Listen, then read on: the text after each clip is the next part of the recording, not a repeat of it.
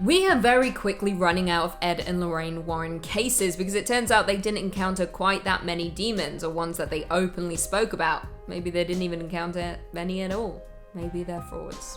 We'll see. However, we found a few lost cases that folks have forgotten about, with demons that could potentially find a home on the big screen.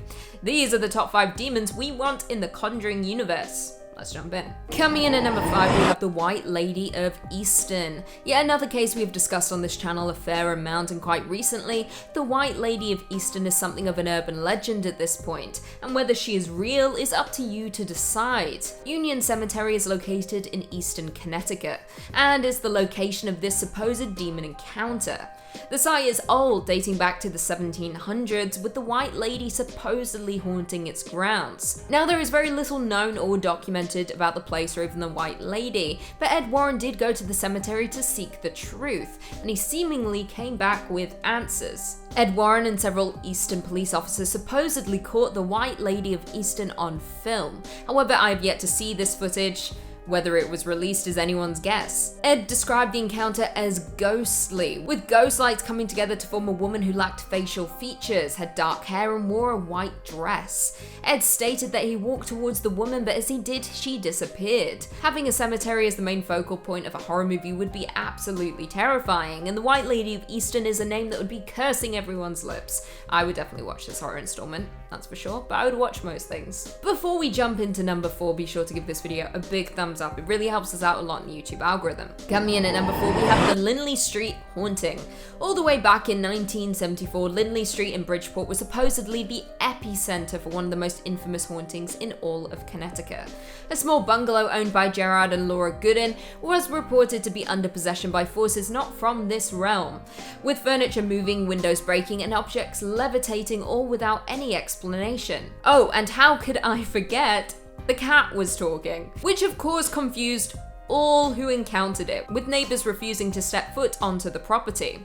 I would as well. The situation began to increase, which prompted police presence, as well as news crews, firefighters, and of course Ed and Lorraine Warren, along with a priest. Hundreds of people gathered in the streets to witness the strange goings-on, with demons supposedly taking hold of the house. Now, this may sound like a typical haunted house story to you, not much different to the other cases we've discussed prior. However, what set this story apart was the sheer amount of witnesses who experienced the strange activity firsthand, which is rare in demonic cases. Disembodied voices were said to be heard by the public and even police, with the family cat Sam being caught singing Jingle Bells and Bye Bye.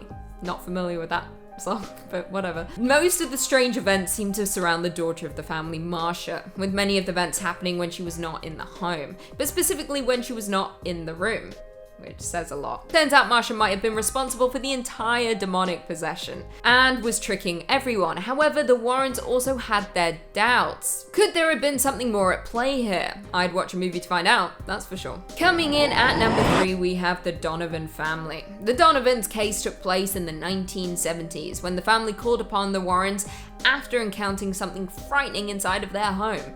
The Donovan family recalled experiencing loud noises that seemed to come from within the walls. The wallpaper was also said to have peeled off the walls on its own. Animal noises could be heard from inside of the home, and stranger still, liquid, the color of blood, would seep out of the sink. Now, the story is even more chilling than you could imagine, because it turns out the daughter of the family began using a Ouija board not long before the strange occurrences took place. She was said to believe that she was in contact with the spirit of a boy who had passed away, with her even developing feelings for this boy. But according to the Warrens, the spirit was simply drawing energy from her and from the family for its own wicked deeds. This is what resulted in all of the chaos around the home, with the Warrens coming in to settle the commotion and put the demon back in its place and banish it away from the house. This is the perfect case to be included in a Conjuring Universe movie, and a unique demon that we have yet to encounter, a trickster of sorts. I'm here for it.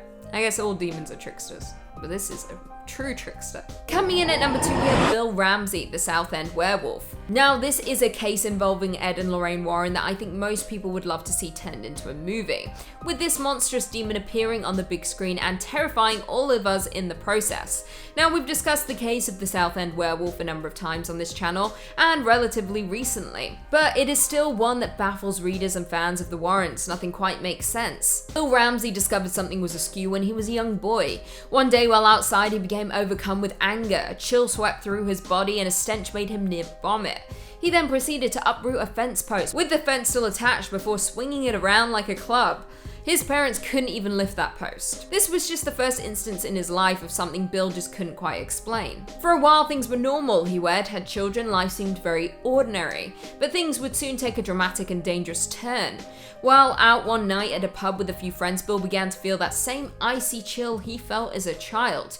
He left to go to the bathroom, and when looking in the mirror, he found looking back at him was a werewolf. He ended up leaving the pub with his friends, hopping in their car to hitch a ride home. However, something once again overcame Bill. He began to growl at people in the car, twisting his hands into claws, before biting the leg of one of his friends. Another incident would occur inside of a hospital, with Bill biting the arm of a nurse and began running through the ward as though he was possessed. Of course, Ed and Lorraine Warren stepped in, with them ushering Bill to Connecticut to undergo an exorcism. The exorcism proved to be a success, and Bill was supposedly cured, but who do we really trust? I want to see a film all about this, all about all of this. Bill for the win. And finally, in at number 1, we have the Smurl Haunting. Now, we very recently touched on this case, but it was just too good not to include.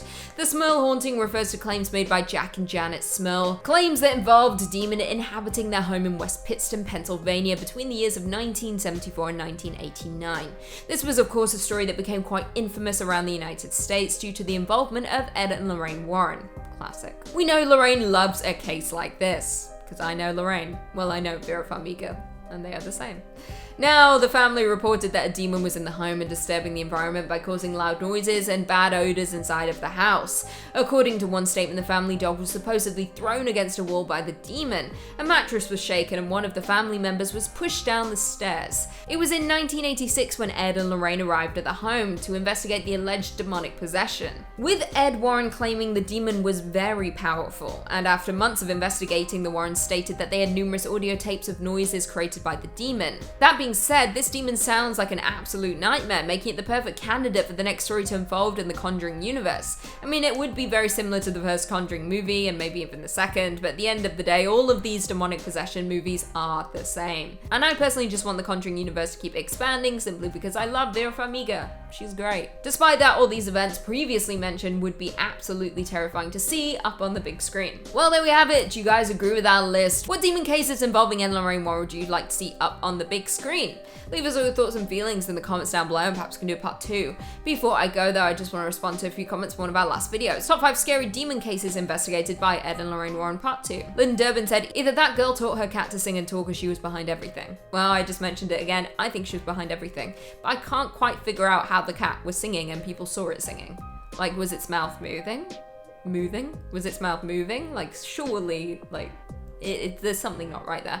Chris Nunn said, they all have one thing in common, Lucy. She may look young, she's older than you think, she can't get rid of her, you can't kill her, she's the Dark Queen, deal with it. That is me, sums me up perfectly. I am the Dark Queen. Deal with it. Eliza Maria said, I grew up in Monroe, Connecticut, and used to serve Ed and Lorraine at the local diner where I worked. They were the nicest people, and I've been to Union Cemetery a ton of times in my younger years, and I've seen the White Lady with my own eyes. Well, damn, you proved me wrong. I trust you. You seem trustable. Trustable? Trustworthy. I can't just make up words. Well, I can. I am the Dark Queen. I can do what I want. Adrian said, you did well keeping a straight face, Lucy. It's tough sometimes when I talk about the Warrens and their cases and singing cats. Sometimes you just need to laugh because it's outrageous. So, yeah. Sasha Rigby said, can we talk about Essex though? What's going on over there? Weird shit, apparently. All the demons are in Essex. It's the only way is Essex. Daryl Roberts said, hi, Lucy fan from Malaysia here. Love top 5 scary videos. Stay safe, top 5 fam. Thank you. Love the love. We love love. Thank you. Malaysia. What a place. Never been? Maybe one day. But thanks. You stay safe too. We're staying safe. We're back at home right now, but just for a minute, and then we'll be back. And on that note, if you haven't already, be sure to give this video a big thumbs up. And until next time, I'll see you later. With the family cat Sam being said to be for fuck's sake, what demon cases involving Ed and Lorraine Warren fuck's sake.